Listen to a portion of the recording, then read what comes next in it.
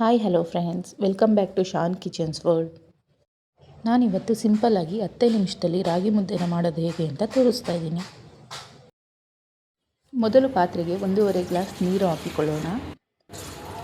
ನೀರು ಚೆನ್ನಾಗಿ ಕುದಿ ಬಂದ ನಂತರ 1 ಗ್ಲಾಸ್ ರಾಗಿ ಹಸಿಟ್ಟನ್ನು ಹಾಕಿಕೊಳ್ಳಬೇಕು.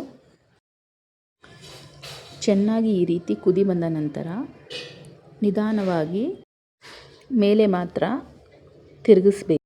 ನೋಡಿ, ನಾನು ತೋರಿಸ್ತಿದ್ದೀನಲ್ಲ, ಅಷ್ಟು ಮಾತ್ರನೇ ತಿರುಗಿಸ್ಬೇಕು.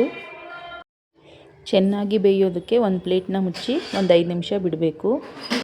ಚೆನ್ನಾಗಿ ಬೆಂದ ನಂತರ ಮುದ್ದೆನ ನೀಟಾಗಿ ಕೋಲಿನಿಂದ ಹೊಂದಿಸ್ಬೇಕು. ನಾನು ತೋರಿಸ್ತಾ ಇದ್ದೀನಿ ನೋಡಿ, ಆ ರೀತಿ. ಈಗ ಬೆಂದಿರೋವಂಥ ಹಿಟ್ಟನ್ನ ತಟ್ಟೆಗೆ ಹಾಕ್ಕೋಬೇಕು. ನೀಟಾಗಿ ಉಂಡೆ ಮಾಡಬೇಕು. ಕೈ ಬಿಸಿ ಆದರೆ ಸ್ವಲ್ಪ ಮಾತ್ರ ನೀರು ಹಚ್ಕೋಬೇಕು, ಜಾಸ್ತಿ ಹಚ್ಕೋಬಾರ್ದು. ನೋಡಿ, ಈ ರೀತಿ ಉಂಡೆ ಮಾಡಬೇಕು. ಈಗ ಬಿಸಿ ಬಿಸಿಯಾದ ರಾಗಿ ಮುದ್ದೆ ರೆಡಿಯಾಗಿದೆ. ಧನ್ಯವಾದಗಳು.